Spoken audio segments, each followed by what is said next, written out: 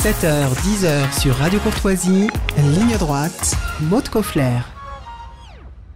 Il est parfois moqué, marginalisé, considéré comme un homme politique d'arrière-garde et pourtant, à chaque fois qu'il se déplace, à chaque salon de l'agriculture, les Français se massent autour de lui, l'étreignent, l'interrogent, se confient et se reconnaissent en lui. De droite sous certains aspects, de gauche sous certains autres, impossible de le classer mais difficile de ne pas l'aimer. Il est notre invité ce matin entre deux bains de foule au salon de l'agriculture. Bonjour Jean Lassalle. Bonjour Maud. Et bonjour Didier Maisto.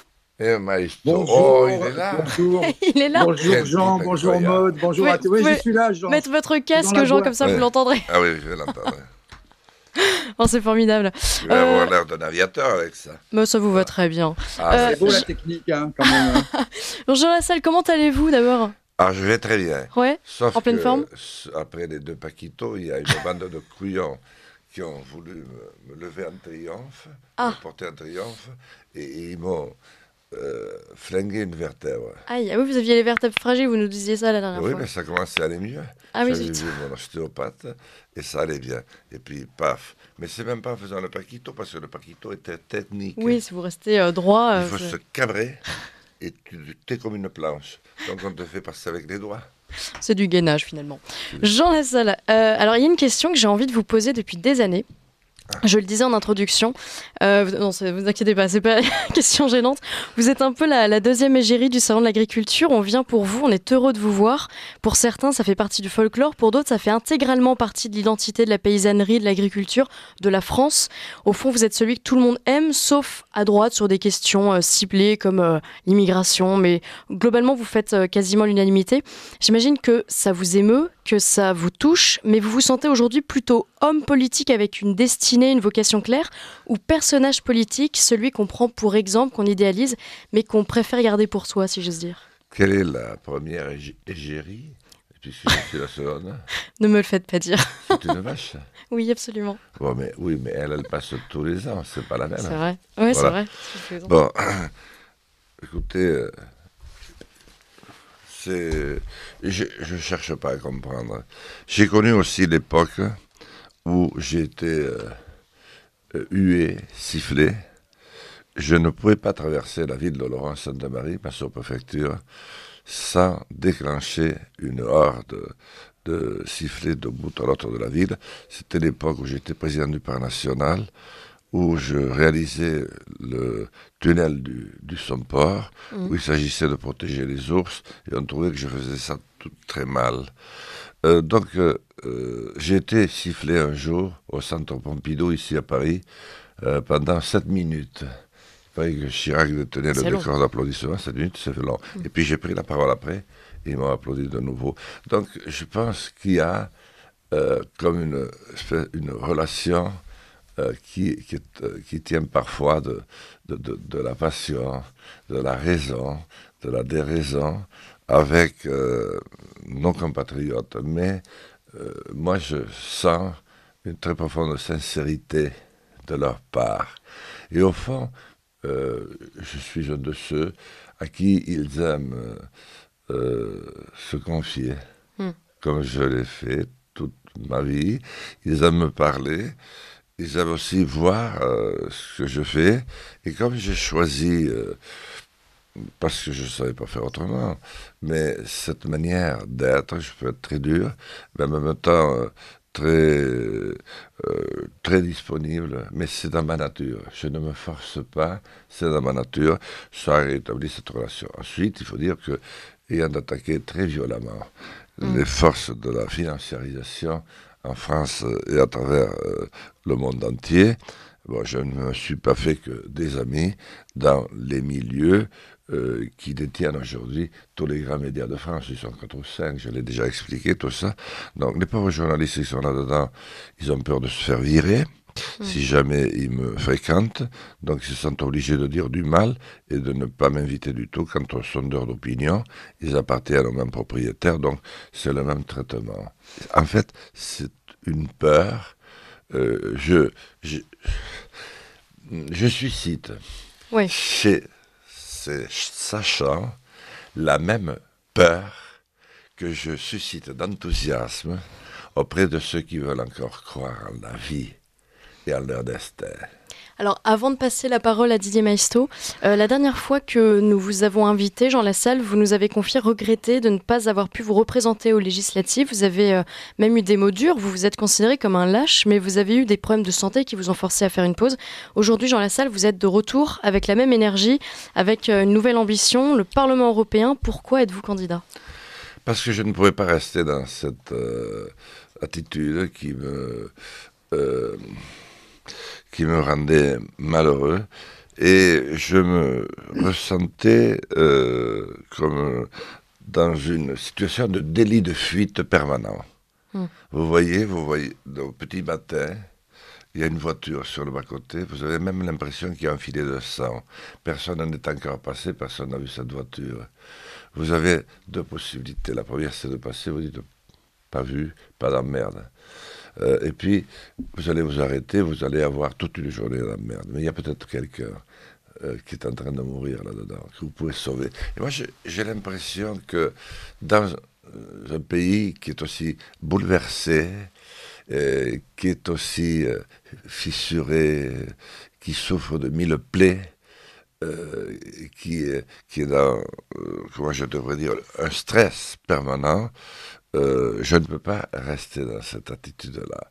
Et comme une partie du problème vient de l'organisation européenne que nous avons beaucoup contribué à mettre en place, je me dois, je crois, de dire ma vérité et de dire ce que les compatriotes voudraient bien me demander de dire. Et donc vous êtes candidat aux élections européennes, vous avez constitué une liste déjà ? Non, c'est pas tout à fait fini parce que, en fait, pour dire les choses comme elles sont, je ne sais pas si ce sera une liste uniquement avec mon mouvement résistant la France authentique, ou si ce sera avec d'autres. D'accord. Je discute beaucoup avec Willy Schrem, mais je discute avec Philippe Folliot, qui est un ami, je discute avec mes copains de Lyot. J'avais parlé au départ avec Carole Delga. Bon, elle ne voulait pas se présenter. J'avais parlé avec Montebourg, l'ancien. Vous voyez, je suis assez éclectique. Hein. Oui, en effet. Je parle beaucoup aussi avec Nicolas Dupont-Aignan. D'accord. Parce que je considère que c'est l'un des hommes les plus courageux de l'Assemblée. Pour subir ce que ce type a subi, c'est pas croyable. Et il est toujours resté... voilà. Donc, il faut que j'essaye de voir ce qui correspond le mieux à mon aspiration et ce qui est possible. Oui. Mais sans me dénaturer. Oui, je ne sûr. veux pas me dénaturer. Je ne l'ai jamais fait dans ma vie. Et je préfère, au fond, souffrir, vivre ma souffrance intérieure comme si, tant pis si j'acceptais cela, que de faire n'importe quoi. Et puis, je pense qu'il est des hommes, des femmes, c'est la vie, qui ont une destinée. Elle ne leur appartient pas. Ils se doivent de la conduire au bout. Et ils ne peuvent pas l'arrêter. C'est à leurs concitoyens, à leurs compatriotes, de dire « stop maintenant, tu t'en vas ». Ou alors, c'est au ciel de choisir le jour où il t'invite à changer de monde. Eh bien, très, très jolie réponse, Jean Lassalle. Je vous invite à mettre votre casque pour entendre Didier Maistre. C'est à vous. Oui, vous avez cité quelques noms, Nicolas Dupont-Aignan, Arnaud Montebourg. Il y a beaucoup de plus en plus d'hommes politiques, alors vous évidemment, mais qui ont conscience qu'il faut transcender les clivages droite-gauche qui, honnêtement, auprès de la population française, ne signifient plus grand-chose. Et la question est plutôt du côté des globalistes ou des souverainistes, pour dire les choses clairement. Est-ce que vous pensez que ces conditions sont réunies ? On pourrait rajouter François Ruffin, par exemple, qui vient un peu sur ce terrain. Est-ce qu'on peut... Les conditions sont réunies pour sortir de cette fausse dichotomie droite-gauche et pour faire, plutôt que faire gagner la droite ou faire gagner la gauche, faire gagner la France et les Français. Est-ce que ces conditions sont réunies aujourd'hui ? Non, pas tout à fait. parce que la puissance à laquelle se heurtent tous ces hommes et femmes de qualité dont vous venez de parler, qui ont l'intuition, une intuition majeure, qui est représentative de, je pense, de 95% des Français, 96%, peut-être 99% des Français, se heurtent à l'un des systèmes les plus puissants, les plus organisés, les plus technocratiques que l'humanité se soit donné, avec tous les moyens de communication d'aujourd'hui. L'argent financiarisé à l'extrême, découpé en tranches avec des sociétés que l'on détruit un peu partout, que l'on revend un petit peu partout, et uniquement quelques hommes qui ne sont même pas forcément des politiques, qui décident de tout. Eh bien, ce système est tellement puissant qu'aujourd'hui, c'est pas possible. Personne n'ose. Tout le monde est tenu par la peur. Et je me demande même si nous étions en 1940, avec ce système-là, je me demande si le début de la résistance eût été possible.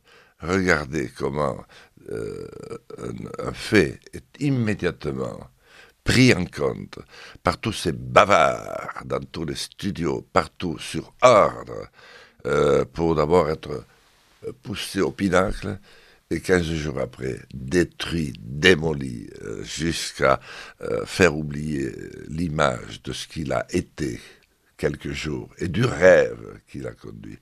Donc ensuite, il ne faut pas non plus rêver. La France est un pays singulier. La France a besoin de se retrouver de temps en temps, quand elle est au bord du précipice. Et à ce moment-là, elle se retrouve, et ses fulgurances ont souvent épaté le monde entier, au point de faire dire au monde entier que nous avions une dimension universaliste.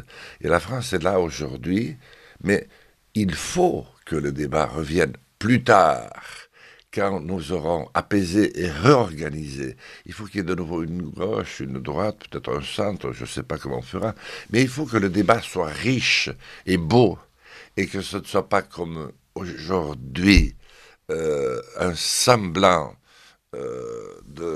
d'échange qui fait que nous disons tous la même chose, pathétiquement, tristement. Nous jurons tous au mois de mai, et nous nous parjurons tous au mois de juin. C'est ça qu'il faut arriver à dépasser. Le temps du débat doit revenir dès que possible.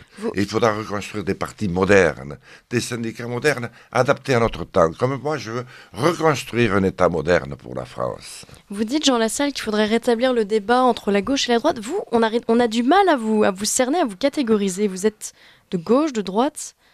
Mais parce que ça ne veut plus rien dire. Le dernier débat qu'il y a eu entre gauche et droite dans ce pays qui aime tant la politique, et où la gauche et la droite et le centre ont joué un rôle si distingué. C'était l'élection Valéry Giscard d'Estaing contre François Mitterrand. Dites-moi par la suite quels sont les débats qui ont marqué. Tous sont obligés de dire et d'avoir les mêmes attitudes. Et si vous sortez de ce contexte, vous êtes lassalisé, verbe du premier groupe. Je lassalise, tu lassalises. C'est-à-dire, tu es éliminé de tout. Eh bien, ça, c'est quand même une nouvelle victoire à atteindre pour notre pays. Je crois qu'on ne peut quand même pas aller plus loin que Staline, qui avait trouvé le moyen de se débarrasser de ses contradicteurs. Ses opposants, oui. Le Goulag, ou les Américains, à Guantanamo, ils n'en revenaient plus. Au moins, on était tranquille. Maintenant, nous avons trouvé ce système, à l'égard de ce que fut l'Union soviétique, a trouvé un moyen beaucoup mieux, beaucoup plus élaboré, qui ne coûte rien. On te laisse te dessécher sur place. On t'enlève ta substance de vie. Tu ne t'exprimes plus. Et on te transforme en guignol. tantôt en guignol, Alors justement, tantôt en justement, dans la violeur, salle, tantôt justement, Oui. Alors, justement, est-ce que vous ne pensez pas qu'après l'effondrement de l'URSS, la Russie est en train de redevenir un pays. Après, on peut critiquer, on peut dire c'est bien, c'est pas bien, c'est dangereux, c'est pas dangereux, ça me fait peur, ça me fait pas peur. Très bien. Est-ce que vous ne pensez pas que la France et tous les pays européens de l'Union européenne sont finalement en train de reconstruire une tour de Babel, une nouvelle URSS faite de normes, faite d'interdictions, faite de contrôles, faite de bureaucratie étouffante qui nous font, nous, peuples, nous dessécher sur pied? Est-ce que c'est pas, on n'est pas un peu à rebours de l'histoire? Et est-ce que aussi, d'une certaine manière, vous ne luttez pas par vos discours, votre présence et vos idées contre cet état de fait? Mais vous avez 1000 fois raison, mais nous ne sommes pas en train de le faire. Nous l'avons fait. Ce système-là existe. Ce système-là est aujourd'hui le système dominant de l'Occident, je ne sais comment il faut dire, parce que ça va bien au-delà de l'Occident. La Chine ne se porte pas mieux que nous. Le jour où ils décideront de flinguer la Chine, ils flingueront le système chinois, qui est avec toutes les... comment on appelle ça, les mafias qui sont au-dessus de tout, et la puissance qui s'est imposée par ce système, ils le feront. Donc pour revenir à la question, nous ne sommes pas en train de le faire, c'est fait. Et l'Union européenne, qui était ce rêve extraordinaire, ce rêve de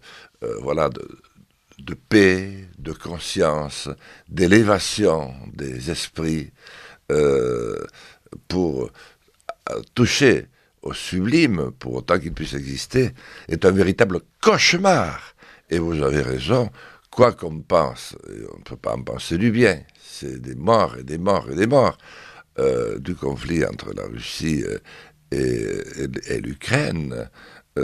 Nous contribuons par nos attitudes à le rendre encore plus insoluble. Et c'est en cela que nous sommes tragiques, terribles, tragiques.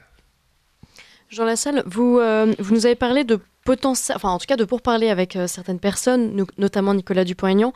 Quelle est votre vision de l'Europe? Nicolas Dupont-Aignan défend le Bruxit, Philippot le Frexit. Vous militez pourquoi?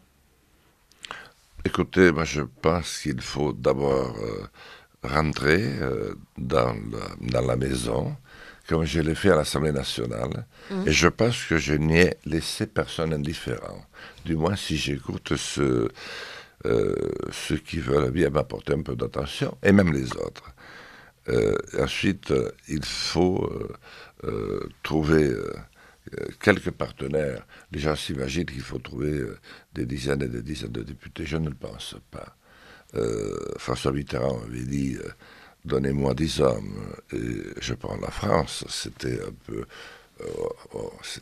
le côté un petit peu parfois romantique de Mitterrand, mais moi je ne pense pas. Je crois qu'il faut mettre dans un lieu qui puisse avoir de l'influence à nouveau des éléments de langage, et puis ensuite réinjecter des idées toutes simples, comme quoi il n'y a rien de plus beau que de respecter son prochain. Remettre à l'ordre du jour la déclaration universelle des droits de l'homme et du citoyen, et faire de l'écoute, de l'approche vers l'autre, du sourire que vous pouvez, à nouveau la ligne droite vers laquelle on se dirige. Et puis, il faut réinventer un vocabulaire. Ensuite, il faudra, bien entendu, réorganiser entièrement cet état de fait qui est devenu l'Union européenne, qui en fait cumule tous les défauts que peut cumuler une organisation. Il a défait les pays de leur pouvoir. Les hommes de pouvoir sont des hommes de paille. Macron ne sert strictement à rien. Vous mettriez Pierre-Paul ou Jacques pris dans la rue, il n'aurait pas le même talent, parce qu'il a quand même du talent il a un semblant de courage. Bon, il a été foutu le bordel samedi dernier. Moi, j'ai passé 2 jours, j'ai mis de la joie à l'Assemblée. Ouais, Il on en a été foutu le témoin. bordel. Voilà. Bon, mais enfin, peu importe, on n'en est pas là. Mais ça ne sert à rien. Rien. Et les autres pays, c'est pareil. Mais quel est le pouvoir de l'Union européenne? Zéro aussi. Donc, c'est-à-dire, nous sommes plus que nous ne l'avons jamais été, bien à la merci et sous les ordres des Américains, complètement divisés. Regardez les Allemands qui achètent, maintenant ils ont peur que l'Ukraine, que la Russie aille un petit peu plus loin, des armes à n'en plus finir aux Américains. Tout leur réussit. Mais les Américains sont très malades aussi. Je ne dis pas, mais ils auront du mal à finir cette année. Parce que le choc des octogénaires, l'un est complètement à l'ouest. On passe plus de temps à le chercher dans les jardins de la Maison-Blanche qu'à le voir au travail. Quant à Trump, bon, Trump n'est quand même pas si pire qu'on dit. Disons que il parle, au moins on comprend ce qu'il dit, et puis quelque part il oblige à se positionner. Mais peu importe, nous sommes américanisés à l'extrême, et ça n'a rien à voir avec la politique des vieux continents, parce que l'Ohio est magnifique, mais c'est quand même pas la Rome ni la Grèce antique. Quant au Massachusetts, c'est pas la France éternelle. Il nous reste 1 minute avant le bulletin d'actualité. Oui. Jean Lassalle, est-ce que vous pourriez faire alliance avec une candidate comme Marion Maréchal? Mais Marion Maréchal fait ce qu'elle peut. Mais la France n'aspire pas à être extrême droitisée. Or, elle incarne quand même un petit peu ce courant. Moi, je ne pourrais pas dire ce que dit Marion Maréchal. Et d'abord, qu'est-ce qu'elle fait? Au lieu d'aider sa tante, qu'est-ce qu'elle a besoin d'aller ergoter, si on veut regarder les choses en face, qu'elle attende son tour? Moi, je l'ai attendu très longtemps. Qu'est-ce que c'est que cette ambitieuse de seconde zone avec son petit Zemmour qui se fasse de la chronique et puis point à la ligne? D'accord, bon bah la réponse est claire au moins. Mais écoutez, on va passer au bulletin d'actualité, puis on reprend notre entretien juste après. Ligne droite, Très haut, il y a une place pour nos idées. vue de haut. Didier Maisto. Oui, on a envie de savoir, Jean Lassalle, au-delà des marques de sympathie, d'estime et d'affection que vous emportez les agriculteurs, qu'est-ce qu'ils vous ont dit? Si vous aviez 2-3 messages comme ça, les plus récurrents, qu'est-ce qu'ils vous ont dit et qu'est-ce qu'ils attendent aujourd'hui, finalement, des pouvoirs publics français? D'abord, merci pour, comment je devrais dire, toujours vos remarques si bienveillantes et si fondées. D'abord, je voudrais me féliciter de l'avènement d'Elie Martinez, je crois qu'il s'appelle comme ça, un nouveau grand coureur cycliste, alors que nous en cherchons un depuis si longtemps. Ça fait quand même plaisir. Je voudrais dire aussi que ce misérable Larcher, qui n'a rien foutu de sa vie, président du Sénat, paraît-il, je l'ai vu ministre à l'Assemblée nationale, tout le monde se foutait de sa gueule. C'était incroyable parce qu'il avait une espèce de ululement qui se met maintenant à vouloir de nouveau faire saigner la France avec la constitutionnalisation de l'IVG, comme si l'IVG, lui, aurait été capable de la faire, il ne l'aurait jamais faite. Il était du côté de ceux qui sifflaient Simone Veil, tant qu'il pouvait à l'époque. Et maintenant, il veut la mettre en place, la constitutionnaliser. Mais enfin, s'il y avait un jour, hélas, un régime qui arrivait et qui soit prête à la sortie de la loi, vous ne pensez pas qu'ils auraient aussi la possibilité de réunir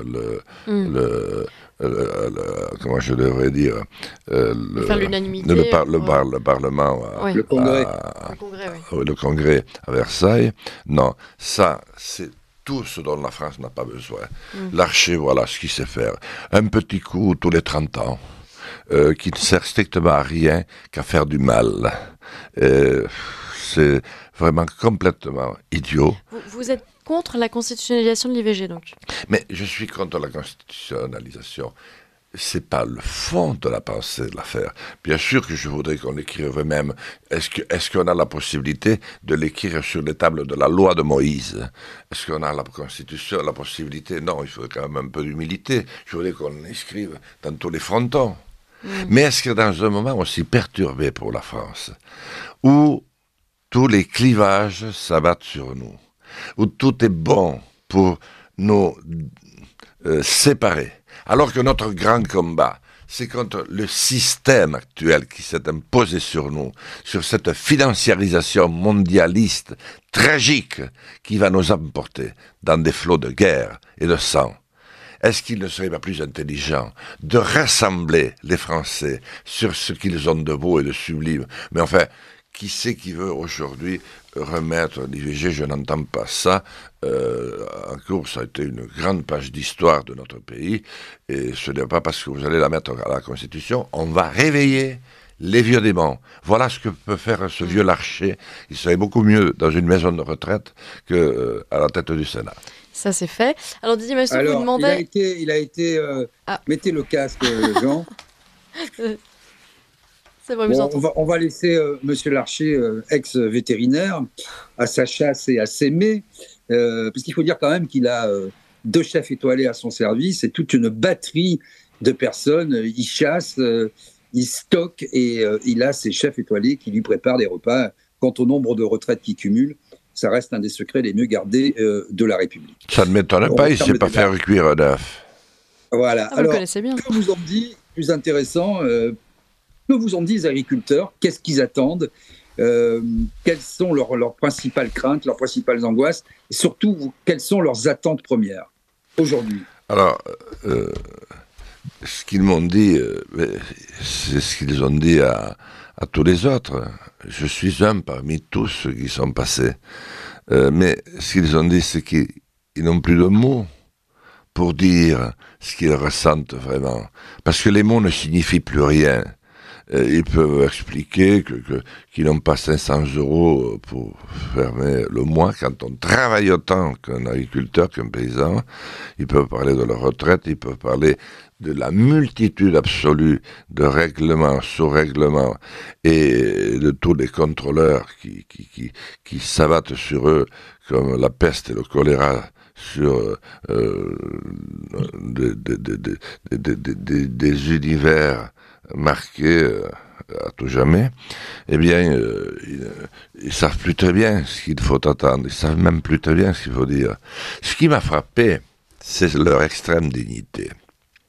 Ils sont debout, ils combattent, ils ont réappris à s'unir de nouveau, ça c'est chouette. Eux aussi, ils se méfient pas mal, comme en politique, de leur propre syndicat. Il y en a peut-être un ou deux qui ont marqué des points. Pour les autres, ils sont là à observer, parce que malheureusement, la représentation n'est pas brillante non plus. Enfin, elle est brillante. Les hommes et les femmes qui la tiennent le sont, mais ils sont tellement enturlupinés dans des affaires qui dépassent le syndicalisme qu'ils se posent des questions, les agriculteurs. Et je crois qu'il est une question qui passe devant toutes les autres après le pouvoir d'achat. C'est-à-dire comment ils achètent leur matériel, leurs engrais, etc. C'est la question, y a-t-il un avenir ou pas pour l'agriculture? Parce qu'ils constatent que de plus en plus, leurs propres enfants ne peuvent plus faire ce travail. Parce que c'est quasi culturel, mais on n'a pas du tout préparé. Or, reprendre une entreprise, c'est beaucoup plus qu'un emploi, que même une entreprise. C'est reprendre un patrimoine qui existe parfois depuis des siècles et sur lesquels les familles se sont succédées, qu'ils ont agrandi, qu'ils ont aimé. C'est un cheptel, c'est du matériel, c'est une famille. Et ils ne savent pas si leurs enfants reprendront. Ils ne savent pas non plus, attends, il faut que je l'écoute, ils ne savent pas non plus, au fond, comment ils vont arriver à réorganiser dans un territoire qui n'a plus de médecins, dans un territoire qui n'a plus d'hôpitaux, qui n'a plus d'instituteurs, comment un jeune homme qui va reprendre l'exploitation familiale, ou une jeune fille qui va reprendre, va pouvoir convaincre son compagnon ou sa compagne de vie de vivre dans ce village désertifié. Ça, c'est des grandes questions qu'il se pose, en plus de toutes les autres. Celles-là, je les ai ressenties, moi, parce qu'elles sont dans leurs entrailles. C'est des questions extrêmement douloureuses que nous devrions tous nous poser et apporter pas à pas des solutions qui commencent par la considération, par l'écoute et un profond respect. Oui, je respecte les paysans de France, comme je respecte l'ensemble de tous ceux qui se vivent et qui ont le courage de vivre dans ces 70% de territoires oubliés et perdus. Alors précisément, Jean, vous avez identifié un certain nombre de problèmes qui se posent, une absence de représentativité des syndicats. Rappelons par exemple que la FNSEA, avec 25% des votants au maximum, contrôle toutes les chambres d'agriculture, qu'elle a joué un jeu pour le moins un peu trouble avec l'exécutif, avant d'être rattrapée par sa base.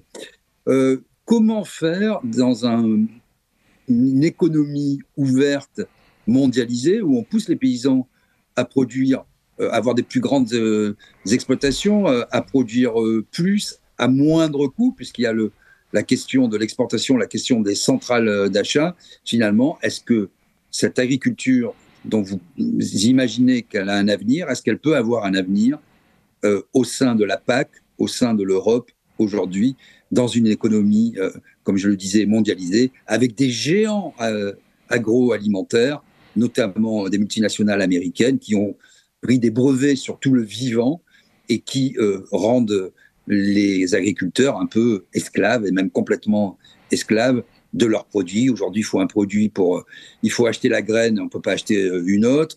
Il faut le produit pour fertiliser le sol. Il faut le produit pour dépolluer le sol, etc., etc. C'est toute la chaîne du vivant et de la production qui a été empoisonnée, polluée. Est-ce qu'il y a un avenir dans ce système-là, ou est-ce qu'il faut, d'une certaine manière, s'autonomiser là aussi par rapport à ce système mondialisé et surtout financiarisé à l'extrême? Il n'y a pas d'avenir dans ce système que vous venez si remarquablement de décrire. Il n'y en a aucun. C'est pas la peine d'essayer de trouver des mots inutiles. Ça ne peut pas. Les choses ont été beaucoup trop loin. Elles ne ressemblent plus du tout à la réalité. Je crois que ce qu'il faut d'abord, c'est retrouver, et c'est en étant avec eux, en faisant monter des jeunes gens, des jeunes femmes parmi eux qui sont très brillants, une nouvelle génération qu'on peut y arriver. Il faut que ces nouvelles générations arrivent à mettre les mots, arrivent à mettre des phrases, arrivent à retrouver un vocabulaire qui leur permette de réinsérer, de se remettre dans la cour des grands qu'ils n'auraient jamais dû quitter. Ensuite, je crois qu'il faut accompagner puissamment ce mouvement. Moi, vous savez, j'avais proposé campagne de France, grande cause nationale. On ne pourra pas faire tout ça malgré toute la bonne volonté si on ne met pas de l'argent. Moi, j'avais proposé de mettre 4 milliards pendant les 5 ans d'un mandat présidentiel, c'est quand même beaucoup, 2 milliards que je soustrayais à la participation française à l'Union européenne. Vous savez que c'est entre 21 et 23 milliards. J'en ai enlevé 2. L'Union européenne ne se serait pas cassé la figure pour autant. Et je prenais 2 milliards dans la PAC, qui viennent d'ailleurs de la dotation que la France donne avec les autres pays, pour les mettre dans cette grande campagne nationale. Pourquoi ? Parce que c'est l'agriculture qu'il faut remettre au goût du jour. Et le goût du jour, c'est quoi ? C'est la vie, c'est la simplicité, c'est faire produire en toute confiance ce que nos paysans savent faire de mieux, dans un pays où tout pousse, bordé d'océans et de mers, dans un climat qui est, mon Dieu, encore totalement climatisé.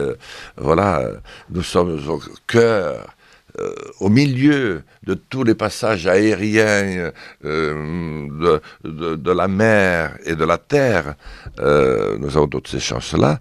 Il suffit de trouver aujourd'hui l'énergie pour demain, c'est un autre problème. Mais sinon, je crois qu'il faut redonner toute sa place à ces hommes et ces femmes en reconstruisant de nouveau des hôpitaux, des maternités où les enfants de ces mamans puissent naître sans naître sur le bord des rues, des routes, parce qu'elles n'ont pas le temps d'arriver à la maternité qui pour certaines est à 2h30 de chez eux. Au Moyen-Âge, on ne mettait jamais une femme qui rentrait en douleur dehors, on la mettait toujours dedans. Et il faut reconstruire ensuite l'éducation, l'instruction publique. C'est un ensemble à reconstruire ensemble. Et pour ça, je pense qu'en injectant cet argent, on aurait très vite des résultats, je vous l'assure même. Il faut reconstruire un État, il faut reconstruire l'organisation territoriale du pays, qui a été totalement démantelée par les 10 dernières années de lois complètement stupides qui n'ont rien à voir avec l'histoire de notre pays. Il faut retrouver la commune d'abord. La commune, la première, c'est celle que les Français préfèrent. Il faut retrouver les conseils départementaux. Les conseils régionaux, je pense qu'ils ne servent pratiquement à rien. Donc il faut retrouver les provinces. Les provinces parlent, parce que les provinces ont permis de construire la France. Des provinces, d'ailleurs, porteuses de projets. Et à ce moment-là, le gouvernement pourra, avec des préfets retrouvés, qui auront de nouveau des directeurs de l'agriculture, des directeurs de l'équipement, des directeurs de la santé organisés sur le territoire, repartir à la base avec de fortes fondations auxquelles les agriculteurs doivent être associés. Et ils doivent être conseillés dans leur démarche d'installation, dans leur démarche de construction de bâtiments, faire que ça ne leur coûte pas les yeux de la tête et qu'ils ne s'endettent pas jusqu'au bout de la corde qui pendent tous les matins dans leur bergerie ou dans leur bâtiment agricole. Et à partir de ce moment-là, oui, je crois que nous ferons du travail, mais il y a beaucoup à faire à Bruxelles à ce niveau-là. Et il faut que la France retrouve la part de souveraineté qui lui est absolument nécessaire pour mettre cette politique en œuvre. Parce que si la France réussit, mais ça va réussir aussi aux Allemands, aux Italiens, à tous nos frères qui sont autant dans la souffrance que nous le sommes. Et l'Europe peut à ce moment-là jouer un rôle d'appui, un rôle d'entraînement pour tous ces pays, à commencer par la France, alors qu'elle ne leur apporte que misère et systémisme violent qui est aujourd'hui absolument insupportable. Merci Jean Lassalle. Je rappelle que vous êtes président du mouvement Résistons, que vous êtes candidat aux élections européennes. On vous recroise au salon de l'agriculture aujourd'hui ? Oh, je vais peut-être aller faire un tour encore. Mais il faut que je me fasse réparer une vertèbre. Ah bah parce que c'est pas en faisant le paquito, je l'ai dit, mais c'est un groupe ils ont voulu me porter en triomphe. Mais après, il fallait pas faire ça. Je suis quand même pas un gladiateur. Bon bah, donc voilà. Rétablissez-vous vite et à très vite sur notre antenne. Merci Maud. Et comment il s'appelle lui Didier Mesto. Mais Didier Mesto, mon petit Didier, excuse-moi Mesto. Mais qu'est-ce que t'es bon. Et alors, les journalistes ici et disent, on a le sentiment qu'elles disent la vérité. Marquez, c'est pas difficile parce que comme personne ne l'a dit, il faut bien que quelqu'un commence. Bravo. Merci beaucoup Jean Lassalle, à très bientôt.